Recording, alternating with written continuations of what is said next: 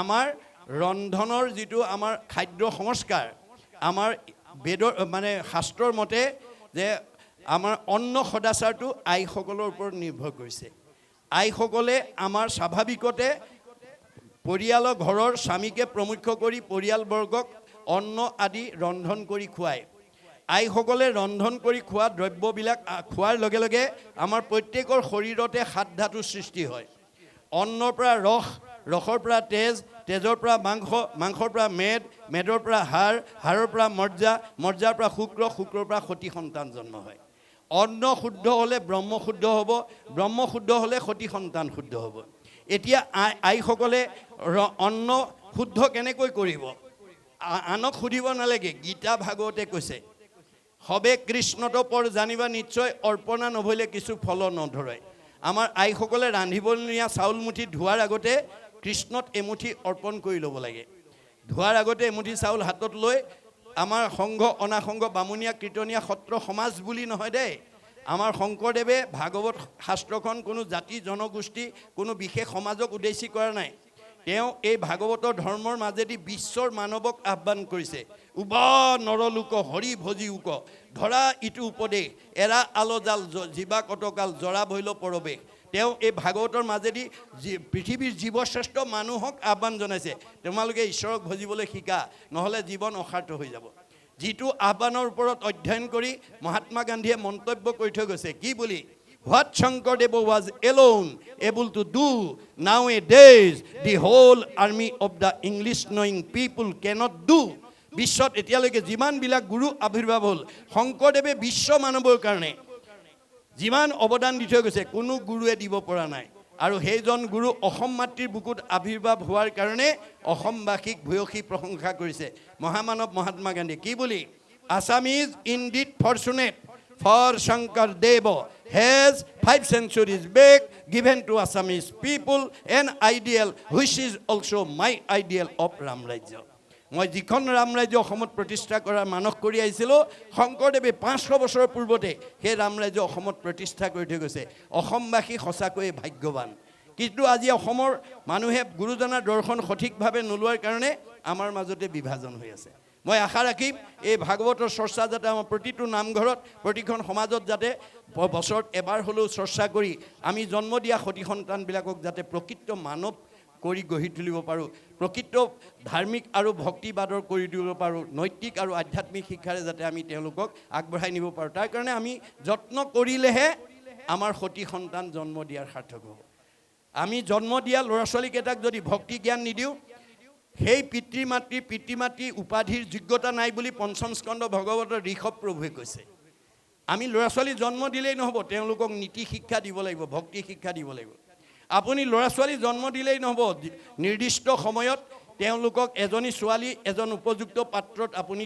গতাই দিব পাৰিব লাগিব আৰু এজন উপযুক্ত বয়সৰ ল'ৰালৈ এজনী উপযুক্ত ছোৱালী আনি সংসাৰ কৰি দিব লাগিব আজি যিবোৰ ডেকা গাভৰু হৈ আছে তেওঁলোকে অনাগত দিনত সংসাৰ কৰিব লাগিব এটো প্ৰকৃতিৰ নিয়ম কিন্তু কিয় সংসাৰ কৰিব লাগে এই কথা আজি আমাৰ বহুত উঠি অহা প্ৰজন্মই নাজানে এয়া ঋষিমুনিৰ প্ৰশ্ন কিম অৰ্থে বিবাহম আমি কিয় বিয়া পাতিব লাগে আমাৰ ঋগবেদত কৈছে অথ পুৰুষস্তাৱত সৰ্ব যত জায়াং ন বিন্দতে যত জায়াং বিন্দতে অথ প্ৰজায়তে তহি সৰ্বু ভৱতি আমি কিয় বিয়া পাতিব লাগে বৈবাহিক সম্পৰ্কৰ দ্বাৰা আপোনালোকৰ এই 13খন গাঁৱত যিবিলাক গৃহস্থীয়ে পিতৃ মাতৃক লৈ এটা পৰিয়াল বা বংশৰূপে বসবাস কৰি আছে পিতৃ মাতৃ গুচি যোৱাৰ পিছত সেই পিতৃ মাতৃৰ বংশ সেই ঘৰত অনাগত দিনত এৰি থৈ যাবৰ কাৰণে পুত্ৰ কন্যা জন্ম দিবৰ কাৰণে বিয়া পাতিব লাগে কিম অৰ্থে বিবাহম পুত্ৰাৰ্থে বিবাহম কিম অৰ্থে পুত্ৰম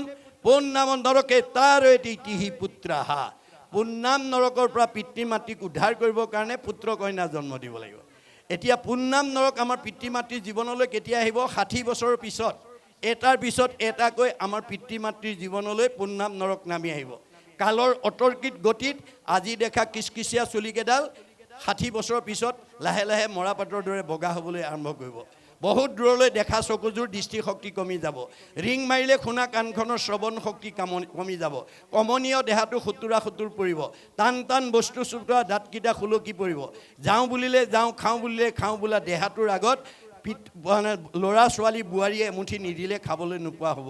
সেই সময়ত বৃদ্ধ পিতৃ মাতৃক সেৱা শুশ্ৰূষা মৰম চেনেহ লালন পালন কৰিবৰ কাৰণে আমি পুত্ৰ কন্যা জন্ম দিব লাগিব। কিন্তু কোন পুত্ৰই সেইটো কৰিব? আমাৰ ভাগৱতত ভগৱানে কৈছে দশম স্কন্ধত, পুত্ৰেও তৰাইবে বুলি শুনি আছা শাস্ত্ৰ, বৈষ্ণৱ পুত্ৰক লাগি বুলি আছে মাত্ৰ। পুত্ৰই তৰাব বুলি শাস্ত্ৰত কৈছে সঁচা, কিন্তু বৈষ্ণৱ পুত্ৰ জন্ম দিব লাগিব। অবৈষ্ণৱ পুত্ৰ যদি উপজে বংশত, স্বৰ্গ হন্তে পিতৃক পেলাওৱে নৰকত। যদি অবৈষ্ণৱ পুত্ৰ জন্ম দিয়ে, পিতৃ মাতৃ স্বৰ্গ সুখত থাকিলেও তেওঁক নৰকলৈ ঠেলি দিব। আজি বহুতে আমাৰ বৃদ্ধ পিতৃ মাতৃক বৃদ্ধাশ্ৰমলৈ খেদি পঠিয়াইছে। গতিকে আমি কেনেকুৱা পুত্ৰ জন্ম দিব লাগিব? যাহাৰ বংশত হুৱে বৈষ্ণৱ এগুটি, তাহাৰে সে পুৰুষ উদ্ধাৰে কোটি কোটি। আমাৰ বংশত এজন যদি বৈষ্ণৱ পুত্ৰ প্ৰহ্লাদৰ দৰে জন্ম দিব পাৰোঁ, তেওঁৰ দ্বাৰা কোটি কোটি পুৰুষ উদ্ধাৰ হ'ব। যদি নোৱাৰোঁ, তেতিয়া আমাৰ বেদে কৈছে তাৱত ভ্ৰমন্তি সংসাৰে পিতৰৌ পিণ্ডতত পৰা, যাৱত কুলে ভক্তিযুক্ত শ্ৰুত ন এব প্ৰজায়তে। আমি যদি পিতৃ মাতৃ হিচাপে আমাৰ বংশত যদি এটা বৈষ্ণৱ পুত্ৰ জন্ম দিব নোৱাৰোঁ, আমাৰ পিতৃ মাতৃ জীৱটোৱে এই জন্মচক্ৰত ঘূৰি থাকিব লাগিব। পুনৰপি জনমম পুনৰপি মৰণম, পুনৰপি জনমম পুনৰপি মৰণম হৈ থাকিব লাগিব। এতিয়া বৈষ্ণৱ পুত্ৰ জন্ম দিবলৈ কি কৰিব লাগিব? বিশিষ্ট পুণ্যকে পাই বৈষ্ণৱ পুত্ৰক এতেকে ভজিবে লাগে কৃষ্ণক মাত্ৰ। কোনোবা নৱদম্পতীয়ে যদি ভাল পুত্ৰ কন্যাৰ পিতৃ মাতৃ হ'ব খুজিছে, এক দেও এক সেও এক বিনে নাই কেও, এক ভগৱন্তক শয়নে সপোনে স্নানে গুপ্যস্থানে ভজিব লাগিব। কৃষ্ণ তুষ্ট ভৈলে জনো পুত্ৰ উপজয়, কৃষ্ণ সি পৰম পুত্ৰ মিত্ৰ ভাতৃশয়। আমাৰ ঘৰলৈ যিবোৰ পুত্ৰ কন্যা আহিছে, ভগৱন্তৰ অংশ জীৱ। আপুনি যেনেকৈ বিচাৰিব তেনেকৈ দিব। যাদৃশী ভাৱনা জৈছ সিদ্ধি ভৱতী তাদৃশী।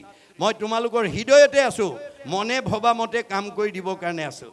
গতিকে ল'ৰা লাগিলে ল'ৰা দিম, ছোৱালী লাগিলে ছোৱালী দিম, ভগৱানে নিজে কৈছে।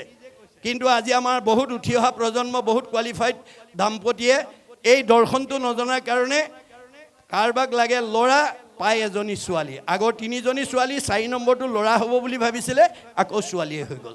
যাৰ কাৰণে ঘৈণীয়েকক মাৰা কিলা কৰি ডিভৰ্চ পৰ্যন্ত কৰিছে। এইবোৰ আপোনালোকে মিডিয়াত দেখিছে। গণ্ডগোল ক'ত লাগিলে? ভাগৱতৰ দৰ্শন নাজানে। আমাৰ ভাগৱতে কৈছে তোমাক ল'ৰা লাগিলে ল'ৰা দিম, ছোৱালী লাগিলে ছোৱালী দিম। কিন্তু বিচৰা নিয়মটো মই ভাগৱতত লিখি থৈ আহিছোঁ। তোমালোকে ভাগৱত পঢ়ি নিয়ম মানি চলিবা।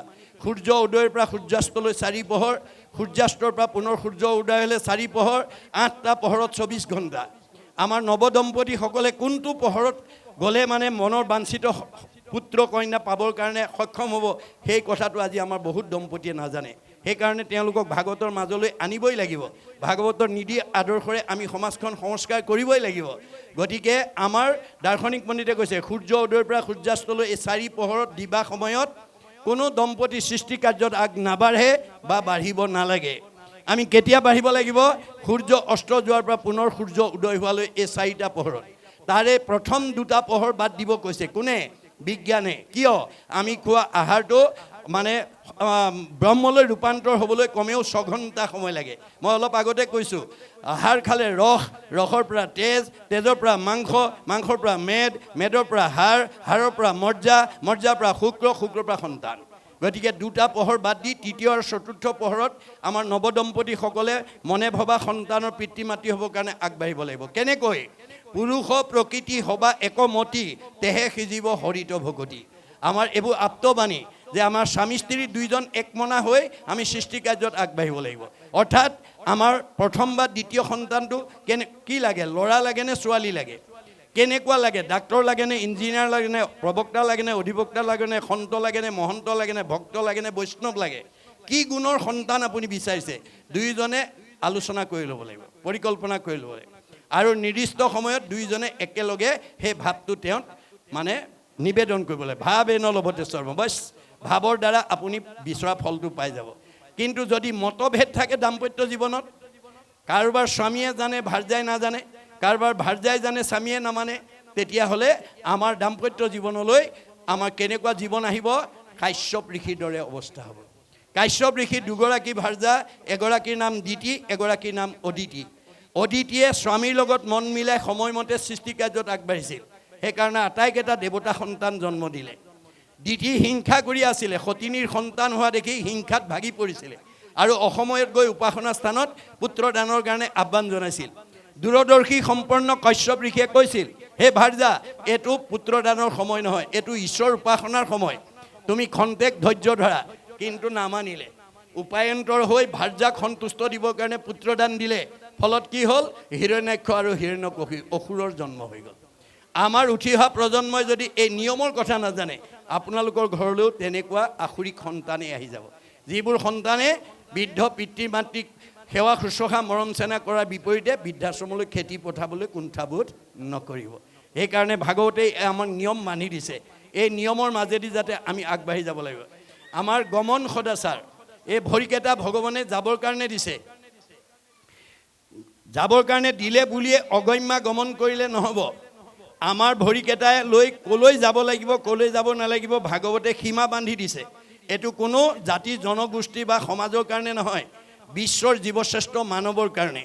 জীৱশ্ৰেষ্ঠ মানৱৰ কাৰণে নিয়ম মানি দিছে যে আমি প্ৰথম কলি থকা ঠাইলৈ যাব নালাগে। আমাৰ পৰিয়ালৰ কোনো সদস্য যাতে কলি থকা ঠাইলৈ যাব নালাগে, যাব লগা নহয়, তাৰ প্ৰতি চোকা দৃষ্টি ৰাখিব লাগিব। কলি ক'ত থাকে? পৰীক্ষিতে প্ৰথম স্কন্ধ ভাগৱতে কলি নিগ্ৰহ কৰোঁতে 4টা ঠাই দিছিলে। নিৰপতি বুলন্ত কলি তোক দিলোঁ স্থান, জৈত খেলে জোৱা পাশা কৰে মদ্যপান, স্ত্ৰী পঞ্চ সোণা গৃহস্থৰ থাকে জৈত, এই 4 স্থান দিলোঁ বংশ গয়াতৈত। কলিক নিগ্ৰহ কৰি পৰীক্ষিতে প্ৰধানকৈ 4টা ঠাই দিছিলে। জোৱা পাশা খেলা, মদ ভাং খোৱা, পৰস্ত্ৰী আসক্ত, হিংসা ধৰ্ম, এইবিলাকত কলি থাকে। ইয়ালৈ যাতে আমাৰ কোনো সদস্য যাব লগা নহয়, তাৰ প্ৰতি সচেতনসকলে চোকা দৃষ্টি ৰাখিব লাগিব। দ্বিতীয় বান দিছে ক'ত? অন্য দেৱী দেও নকৰিবা সেও, এখন বেৰ, গৃহো নপশিবা তাৰ, 2খন বেৰ, মূৰ্তিকো নাচাইবা, 3খন বেৰ, প্ৰসাদো নাখাইবা, 4খন বেৰ, ভক্তি হৈব বেভিচাৰ। আপোনালোকে বাৰীত যদি চাৰিওফালে বেৰা দি শস্য কৰে, গৰু মহে অনিষ্ট কৰিব নোৱাৰে। যদি এখন বেৰ ভাগি যায়, সেইফালেদি গৰু ছাগলী সোমাই অনিষ্ট কৰিব। আমাৰ দেহত থকা জীৱটোক এই 4 বেৰৰ মাজত ৰাখিবলৈ বেদে ভগৱানে সিদ্ধান্ত দিছে। যদি আমি বেৰ ভাঙি যাওঁ, আমাৰ জীৱ কেতিয়াও সুস্থিৰ হৈ থাকিব নোৱাৰিব, বিকাৰগ্ৰস্ত হ'ব, ভক্তি বেভিচাৰী হ'ব। এইটো হৈছে গমন সদাচাৰ। মনৰ সমস্যা, দয়া প্ৰেম কৰুণা আমাৰ প্ৰত্যেকৰ প্ৰতি থাকিব লাগিব। আৰু শৌচ সদাচাৰ, আমি শৌচ প্ৰস্ৰাৱ কৰি স্নান কৰি পবিত্ৰ হ'ব লাগিব। স্নান সদাচাৰ, আমি গা ধুব লাগে, গা ধুই আমি শৰীৰটো পবিত্ৰ কৰিব লাগে। এতিয়া গৰম দিন মানে বুলি বাথৰুমত সোমাই ঢলকে পানী ঢালি গা ধুলেই নহ'ব। আপোনাৰ বাহিৰটো শুদ্ধ কৰিলেই নহ'ব, ভিতৰটো শুদ্ধ কৰিব লাগিব।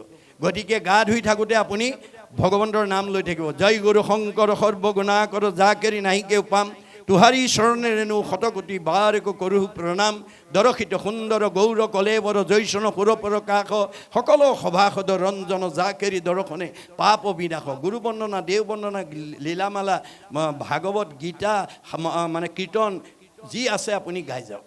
বাহিৰো শুদ্ধ হ'ব, ভিতৰো শুদ্ধ হ'ব।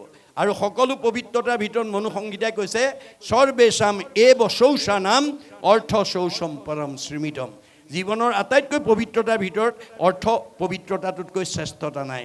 আজি আমাৰ বহুত মানুহে অৰ্থৰ মোহত পৰি বিপথে গুচি গৈছে, বিপদগ্ৰস্ত হৈছে। আমাৰ বহুতে সমিতি পাতি, সভাপতি সম্পাদক পাতি দি কোনো অনুষ্ঠান পাতে, ৰাইজে দান বৰঙণি দিয়ে, অনুষ্ঠান ধুনীয়াকৈ পাতে, কিন্তু সভাপতি সম্পাদকে ৰাহি পইচা হিচাপকেইটা নিদিয়ে। তেনেকুৱা যদি আমি অৰ্থৰ মোহত পৰি যদি এটা অনুষ্ঠানৰ হিচাপটো সমাজৰ আগত দাঙি ধৰিব নোৱাৰোঁ, সেই সভাপতি সম্পাদকে অনাগত দিনত আৰু কোনো অনুষ্ঠান পাতিবলৈ আগবাঢ়ি যাব নোৱাৰিব, সমাজে বিশ্বাস নকৰিব। আমাৰ যিকোনো আমাৰ সমাজৰ উপকাৰ হোৱা অনুষ্ঠান আদি পাতিলে আমাৰ লক্ষ্য আৰু উদ্দেশ্য কি হ'ব লাগিব? যে মই এই অনুষ্ঠানৰ যোগেদি মই সমাজখন উঠি অহা প্ৰজন্মক মই আগুৱাই নিম। 25 বছৰ হ'লে জাক জমকতাই ৰূপালী জয়ন্তী পাতিম, 50 বছৰত ভৰি দিলে সোণালী জয়ন্তী পাতিম, 60 বছৰত ভৰি দিলে হীৰক জয়ন্তী পাতিম, 75 বছৰত ভৰি দিলে মহাৰজত জয়ন্তী পাতিম, আৰু 100 বছৰত ভৰি দিলে শতবাৰ্ষিকী পাতিম। এই পৰিকল্পনাৰে যদি আমি এটা অনুষ্ঠান আগুৱাই নিব পাৰোঁ, তেতিয়াহ'লে আপুনি মৰিও অমৰ হৈ থাকিব। এই 13খন গাঁৱত জন্মগ্ৰহণ কৰা লোকে যদি এই আদৰ্শৰে অনুপ্ৰাণিত হৈ যায়, মৰিও অমৰ হৈ থাকিব। আমাৰ একাদশ স্কন্ধ ভাগৱতত দেখুৱাইছে কৃষ্ণ বৈকুণ্ঠ প্ৰয়াণ হোৱাৰ লগে লগে দ্বাৰকা নগৰখন সাগৰত তল গ'ল, কিন্তু ৰুক্মিণী মন্দিৰটো আজি কুপতি সাগৰৰ মাজত জিলিকি আছে। আৰু সেই মন্দিৰটো চাই অহা ভকতো আমি লগ পাইছোঁ।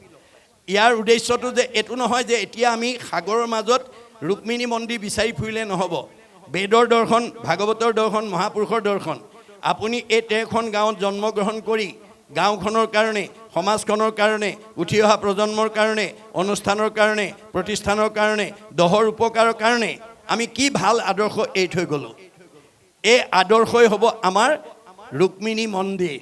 আজি দেহ দ্বাৰকা কালসাগৰত ডুব যাব, আপুনি কৰি যোৱা আদৰ্শই আপোনাক চিৰসজীৱ এভাৰগ্ৰীণ কৰি ৰাখিব। আজি শংকৰ মাধৱ আমাৰ কায়িকভাৱে নাই, আমাৰ মহাত্মা গান্ধী নাই, আমাৰ ভূপেন হাজৰিকা নাই, বা জ্যোতিপ্ৰসাদ আগৰৱালা, ৰাভাদেৱ নাই, কিন্তু তেওঁলোকে সমাজৰ কাৰণে এৰি যোৱা আদৰ্শই তেওঁলোকক আজি চিৰসজীৱ কৰি ৰাখিছে। গতিকে আমি এই আদৰ্শৰে যাতে আগবাঢ়ি যাব পাৰোঁ আৰু আমি উঠি অহা প্ৰজন্মক যাতে সেই আদৰ্শৰে আমি আগুৱাই নিব পাৰোঁ, তাৰ কাৰণে আমি যদি যত্ন কৰোঁ সেয়া হ'ব আমাৰ জীৱনৰ সাৰ্থকতা। এতিয়া এইকাৰণে কৈছে যে কৃষ্ণৰ ইচ্ছাই আশী মিলে প্ৰতিদিনে, তাকো সেইমতে বিলাৱন্ত ৰংগমনে। তেওঁ প্ৰয়োজনীয়টো ৰাখে, উপৰঞ্চিটো আনক দুখীয়া দৰিদ্ৰক মানে উপকাৰ কাৰণে দি দিয়ে। অধিকত নাহি তুষ্ট কৃষ্ণ ভক্ত দ্বিজ, কৃষ্ণ সমৰ্পী আচৰণত কৰ্ম নিজ। তেওঁ কৰ্মবিলাক কৃষ্ণত অৰ্পণ কৰি কৰে, নিজে কৰিছোঁ বুলি নকৰে। মই অলপ আগতে কৈছোঁ, আপোনালোকে কেতিয়াও কামবিলাক মই কৰিছোঁ বুলি নকৰিব, মই নিমিত্তহে। তেওঁ কৰাইছে, তেওঁ থকাৰ কাৰণে মই জীয়া মানুহ হৈ আছোঁ, আৰু তেওঁৰ কৰিবলৈ দিয়াৰ কাৰণে মই কামটো কৰিছোঁ। গতিকে মই নিমিত্ত, প্ৰভু তুমি কৰিছা। যত ধৰ্ম কৰ্ম কৰা কৃষ্ণত অৰ্পণ, তেবে অপ্ৰয়াসে সিজিবে ক প্ৰয়োজন। তেতিয়া আপোনাৰ সকলো প্ৰয়োজন ভগৱানে সাধন কৰিব। কিন্তু আমি এই দৰ্শনটো নজনাৰ কাৰণে আজি আমাৰ সমাজত কি হয়, পকা ঘৰ মই বনাইছোঁ, গাড়ী মই কিনিছোঁ, পুত্ৰ মোৰ, ভাৰ্যা মোৰ, সম্পত্তি মোৰ, পিছে গাড়ীখন যদি লাইনত গৈ এক্সিডেণ্ট হয়, প্ৰভুৱে এক্সিডেণ্ট কৰিলে বুলি কয়। ল'ৰাটো যদি কেনেবাকৈ হানি হয়, প্ৰভুৱে লৈ গ'ল বুলি কয়। বেয়াটো আমি প্ৰভুলৈ ঠেলোঁ, ভালটো আমি কৰোঁ বুলি কওঁ। কিন্তু আমাৰ গুৰুজনে কৈছে, যতেক সুকীৰ্তি কৃষ্ণত অৰ্পিব, লয়া উপদেশ মাধৱকো ভজিব। আপোনাৰ যিবোৰ আপুনি ভোগ কৰিবলৈ পাইছে, তেওঁ দিয়া বুলি ভাবিব পাৰিব লাগিব। মই কৰিছোঁ বুলি ভাবিলে অহংকাৰ হ'ব। যে অহংকাৰ ভাৱেৰে যাতে আমি জীৱন আগুৱাব লগা নহয়, তাৰ প্ৰতি গুৰুত্ব দিব। আৰু 5টা অহংকাৰে আমাক আজিৰ দৰে অনুষ্ঠানলৈ আহিবলৈ নিদিয়ে বেদৰ মতে। কি কি 5টা অহংকাৰ? জাতি, বিদ্যা, মহতঞ্চ, ৰূপ, যৌৱনম এই বছ, যত তৎ স্তুতি বৰ্ধেত পঞ্চতৈ ভক্তি কণ্টকঃ। এই 5টা ভাৱে যাতে আমাৰ এই পবিত্ৰ হৃদয়খনত কাৰো হৃদয়ত যাতে অৱস্থান কৰিব লগা নহয়, তাৰ প্ৰতি সজাগ হ'ব। 1 নম্বৰ জাতি। মই উচ্চ জাতিৰ মানুহ বুলি যদি কোনোবাই জাতিক লৈ অভিমান কৰে, তেওঁ সাধাৰণ মানুহৰ লগত ভক্তি কৰিব নোৱাৰে। বিদ্যা, মই গাঁওখনৰ ভিতৰত, সমাজখনৰ ভিতৰত মোতকৈ পুথিগত ডিগ্ৰী আনৰ নাই, এই বুলি যদি পুথিগত ডিগ্ৰীক লৈ কোনোবাই অভিমান কৰে, তেওঁ সাধাৰণ মানুহৰ লগত ভক্তি কৰিব নোৱাৰে। মহতঞ্চ, মই গাঁওখনৰ ভিতৰত, সমাজখনৰ ভিতৰত মোতকৈ ধনী মানুহ নাই, এই বুলি ভাবি যদি কোনোবাই লগত নিব নোৱাৰা ধন সম্পত্তি, বিনাশী সম্পদক লৈ অভিমান কৰে, তেওঁ ভকতি কৰিব নোৱাৰে। ৰূপ, আমাৰ বহুত মানুহ বগা চগা ধুনীয়া হ'লে ক'লা ফালে নাচায়েই, মানে মাতিব ইচ্ছা নকৰে। তেনেকুৱা স্বভাৱ আছে যদি এৰিব। কাৰণ এই জন্মত আপুনি এইখন গাঁৱত এজনী ধুনীয়া ছোৱালী, ধুনীয়া ল'ৰা, বগা চগা বোৱাৰী বা মতা মানুহ, মাইকী মানুহ হৈ বসবাস কৰাৰ আপুনি বাসনাটো পূৰ্বতে কৰিছিলে, প্ৰাৰব্ধ কালতে কৰি আহিছে। বাসনাৰ অনুকূলে আপোনাক এই জন্মত সুন্দৰ চেহেৰা দি ভগৱানে এইখন গাঁৱত বা এই 13খন গাঁৱৰ এজন ব্যক্তি হিচাপে আপোনাক ৰাখিছে। গতিকে যদি আপুনি সেই ৰূপ যৌৱনক লৈ যদি অভিমান কৰে, সুন্দৰক বান্দৰ কৰিবলৈ ভগৱানৰ বেছি সময় নালাগে। মনত ৰাখিব কথাটো। আপুনি মইনো কোন? মহাবৈষ্ণৱ মানে নাৰদকো তেওঁ বান্দৰ কৰিছিলে। কেতিয়া? এদিন গৈ তেওঁ বৈকুণ্ঠত গৈ কৃষ্ণৰ লগত সংলাপ কৰি আছিলে। প্ৰসংগতে ক'লে, প্ৰভু মোৰ সমান সৌন্দৰ্যৱান ব্যক্তি মৰ্ত্যত আৰু দ্বিতীয় নাই। কৃষ্ণই মিচিককৈ হাঁহি পেলাই ক'লে, মোৰ আগতে যি ক'লা দে, এনেকুৱা কথা আনৰ আগত নক'বা। নাৰদে মনে মনে থাকিলে। নামি অহাৰ লগে লগে আকৌ তেওঁ আগৰ ভাৱটো আহি গ'ল। মই দেখিবলৈ ধুনীয়া, এইটো কথা ক'লেও অপৰাধ হয় নেকি? তেওঁ অভিমানটো আহি গ'ল। ভগৱন্তই চবৰে অন্তৰ কথা বুজি পায়। এওঁ আকৌ অভিমান আহিলে। এই অভিমানটো যদি মই সংস্কাৰ কৰি নিদিওঁ, এই অভিমানে এওঁক এদিন সমাজৰ পৰা আঁতৰাই লৈ যাব। সেইকাৰণে নাৰদ গৈ থকা বাটতে যুগবলৈ এখন স্বয়ম্বৰ পাতি দিলে। স্বয়ম্বৰৰ কন্যাগৰাকী বিশ্ব সুন্দৰী, তেওঁ সুন্দৰকহে মালা পিন্ধাব। খবৰটো নাৰদৰ কাণত পৰি গ'ল। নাৰদে ভাবিলে মোতকৈ সুন্দৰটো আৰু ইয়াত দ্বিতীয় নাই, আজি এইগৰাকীক মই লোৱা হওক এই বুলি মানে স্বয়ম্বৰৰ প্ৰথম আসনখনতে গৈ নাৰদ বহিলে তাৰ কাষতে গন্ধৰ্ব তাৰপিছত দেৱতাসকল আৰু একেবাৰে শেষত কৃষ্ণ গতিকে গন্ধৰ্ববিলাকো আকৌ দেৱতাবিলাকৰ ভিতৰত ধুনীয়া যেতিয়া কইনাই মালা লৈ আহিছে নাৰদে ভাবিলে আজিতো মোৰ ডিঙিত সোমাবই আৰু এই বুলি যেতিয়া মূৰটো আগবঢ়াই দিছে কইনাই তেওঁলৈ কটাক্ষ দৃষ্টিয়ে চাই যেতিয়া আগবাঢ়ি গ'ল মানে গন্ধৰ্বজনক ক'লে কি হ'ল কথাটো বোলে তুমি আইনাখন চোৱাগেচোন আইনাখন চাইছে নাৰদক বান্দৰ কৰি বহুৱাই থৈ দিছে নাই সুন্দৰক বান্দৰ কৰি বহুৱাই থৈ দিছে নাৰদে গম পাই গ'ল এইটো প্ৰভুৰ কাম তেওঁ লগে লগে অভিশাপ দি দিলে প্ৰভু তুমি আজি মোক এই ব্যৱস্থা কৰি মোৰ প্ৰাপ্যৰ পৰা বঞ্চিত কৰিলা তুমিও এদিন এই বান্দৰৰ সহায় লৈয়ে উদ্ধাৰ হ'ব লাগিব অভিশাপ দি দিলে যাৰ কাৰণে ভগৱানে ভকতৰ অভিশাপত ত্ৰেতা যুগত ৰাম অৱতাৰত বান্দৰৰ সহায় লৈ সীতাক উদ্ধাৰ কৰিব লগা আছে এইবোৰ কাহিনী উপকাহিনী এই কাহিনী উপকাহিনীৰ মাজেদি আমাক নীতি শিক্ষা দি আছে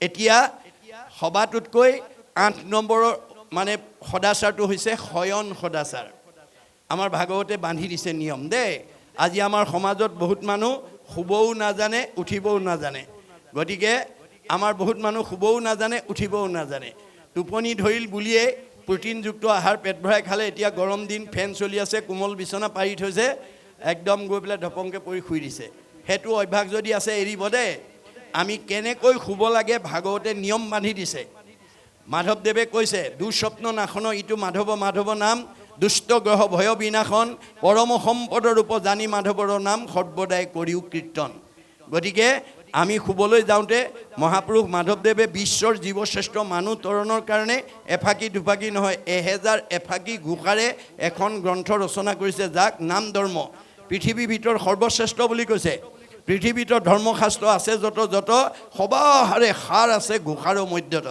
গতিকে 1000 এফাকি ঘোষা যদি আপুনি জীৱন্ত অৱস্থাত তাৰ তত্ত্ব আয়ত্ত কৰিব পাৰে আপুনি মুক্তি পাই যাব আপোনাক কোনো মানুহে কোনো যুক্তি তত্ত্বত আপোনাক পৰাভূত কৰিব নোৱাৰে গতিকে সেই 1000 এফাকি ঘোষাৰ পৰা এফাকি ঘোষা যদিও গাই শুৱে তেতিয়াহ'লে আপোনাৰ কোনো দুষ্ট গ্ৰহৰ প্ৰতিক্ৰিয়াই আমাৰ মনত প্ৰভাৱ পেলাব নোৱাৰে কেতিয়াবা আপোনাৰ পাৰিবাৰিক জীৱন দাম্পত্য জীৱন যুগ্ম জীৱন সাংসাৰিক জীৱন সামাজিক জীৱনৰ কিছুমান প্ৰতিক্ৰিয়াভাৱে মনত এনেকৈ প্ৰভাৱ পেলায় যে বিচনাত শুই থকাৰ পিছত বহুত সময়লৈকে টোপনি নাহে ছাতি পুতি লাগি থাকে এনেকুৱা এইটো দুৰ্দিন বুলি কৈছে এনেকুৱা দুৰ্দিন যদি কাৰোবাৰ জীৱনলৈ কেতিয়াবা নামি আহে আপুনি যিমান ঘোষা মুখস্থ আছে যিমান কীৰ্তন মুখস্থ আছে যিমান বৰগীত মুখস্থ আছে যিমান দিহানাম মুখস্থ আছে এফালৰ পৰা গাই যাওক অতি কম সময়ৰ ভিতৰত সাউণ্ড স্লিপ মধুৰ টোপনি আহি যাব আমাৰ বহুতে উঠিবই নাজানে সাৰ পোৱাৰ লগে লগে চকু মোহাৰি কামৰ ধান্দাত জপংকে নামি গুচি আহে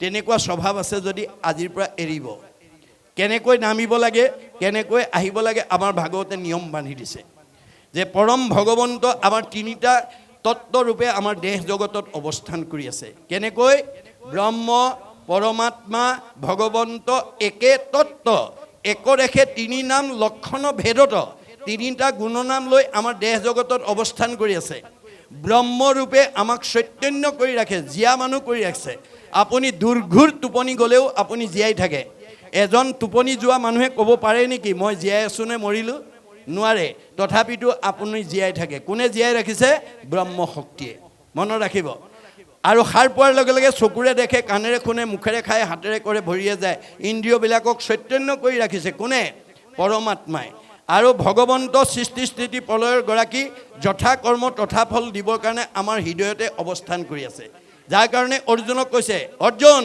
কৰ্মাণি অধিকাৰ অস্তি মা ফল কদাচন তোমাক মই কৰ্মৰ অধিকাৰহে দিছোঁ মোৰ পৰা ফল নিবিচাৰিবা অৰ্জুনে তেতিয়া প্ৰতিবাদ কৰিছে যদি ফলেই বিচাৰিব নালাগে তেতিয়াহ'লে তোমাক আৰাধনা কৰা মোৰ প্ৰয়োজনেই বা ক'ত তেতিয়া ভগৱন্তই হাঁহি পেলাই কৈছে কৃষ্ণই বোলে শুনাত আৰু হেতু মহাবল নুখুজিলে ঈশ্বৰে আপুনি দেন্ত ফল হে অৰ্জুন তুমি মোৰ পৰা ফল বিচাৰিব নালাগে মই তোমাক নুখুজাকে দিম নুখুজাকে দিয়া বোলে হয় প্ৰমাণ যেন আতি শিশু চোৱা ভক্ষ নোখোজয় তথাপিতো স্নেহে থাকি মাতৃস্তন দে এটা কেঁচুৱাই গাখীৰ নিবিচাৰিলে বুলি মাকে দিনটো বিচনাত পেলাই থৈ কামতে আবদ্ধ হৈ নাথাকে কৰ্মৰ মাজৰ পৰাই এগৰাকী মাতৃয়ে পুত্ৰ স্নেহত আপ্লুত হৈ নিজৰ সন্তানক যেনেকৈ যথা সময়ত স্তনদান দিয়ে ময়ো ভক্তৰ যথা কৰ্ম তথা ফল দিমেই তুমি মাত্ৰ কৰ্ম নিৰ্বাচন কৰিবলৈ শিকিবা বোলে কৰ্ম কি বেদে যাকো বিহি আছে তাকে বোলে কৰ্ম বেদবিহিত কৰ্ম কৰিবা বেদে কি বিহিছে বোলে ঈশ্বৰৰ অৰ্থে যিটো কৰে তাকে বোলে কৰ্ম। আজি আপোনালোকে 5 দিনে এয়া বেদবিহিত কৰ্ম কৰিলে। ইমানবিলাক আত্মাক আনি পেলাই ঈশ্বৰৰ কথা শুনাই জন্ম জন্মান্তৰ কাৰণে অক্ষয় পুণ্য সঞ্চয় কৰাত আপোনালোকে উপকাৰ কৰি দিলে। গতিকে এইটো বেদবিহিত কৰ্ম। গতিকে যিসকল উদ্যোক্তাই এই আঁচনিত অংশগ্ৰহণ কৰি আপোনাক এই পৰিৱেশ দিছে তেওঁলোকৰ আমাক উপকাৰ কৰাৰ কাৰণে তেওঁলোকৰ কি হ'ব পৰোপকাৰায় পুণ্যম, পৰোপকাৰায় পুণ্যম, পুণ্য হৈ যাব। গতিকে এইকাৰণে আমি বেদবিহিত কৰ্মবিলাক কৰিব লাগিব। বেদে যাক নিষেধ দিছে সেইটো অকৰ্ম। বেদে নিষিদ্ধ কৰ্মটো আমি কৰিব নালাগে। গতিকে বেদে কি নিষিদ্ধ কৰিছে যত দেখা ভূত প্ৰাণী সবহাকে বিষ্ণু মানি হিংসা এৰি কৰা উপকাৰ। মই সকলোতে আছোঁ দেই, কুকুৰৰ চিগাৰ লৈ গদৰ ভৰু আত্মাৰাম। দেহটোহে কুকুৰ মেকুৰী গাহৰি, আত্মাটো নহয়। মই দেহবোৰ চিনি পাবৰ কাৰণে সৃষ্টি কৰিছোঁ, দেহটো আত্মা নহয়। দেহবিলাকৰ নাম এটা এটা আছে।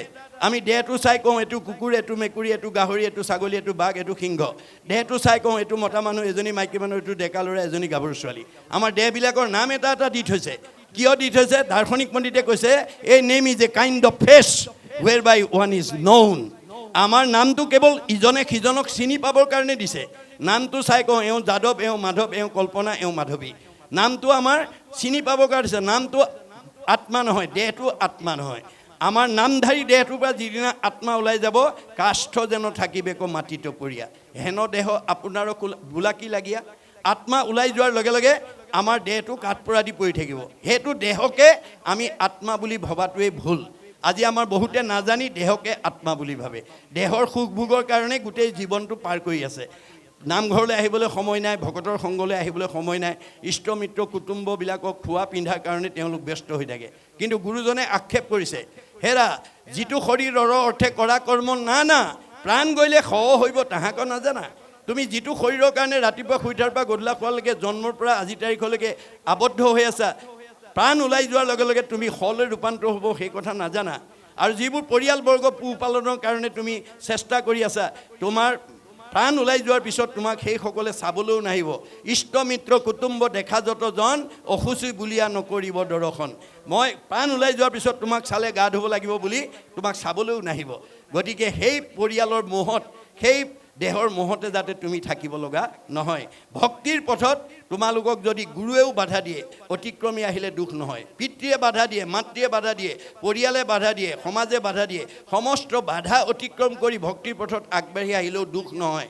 সেইকাৰণে আমাৰ শাস্ত্ৰত কৈছে গুৰু ত্যাগ কৰিলা বীৰু চনেৰ নন্দন, ভাতৃ ত্যাগ কৰিলা ৰাক্ষস বিভীষণ, প্ৰহ্লাদে কৰিলে ত্যাগ আপোনাৰ পিতা, ভগৱান ভৰতে তেজিলে নিজ মাতা, গোপীগণে স্বামী ত্যাগ ভাগৱতে শুনি, সৰ্বদেৱ ত্যাগ কৰিলা ভৃগু আদি মণি।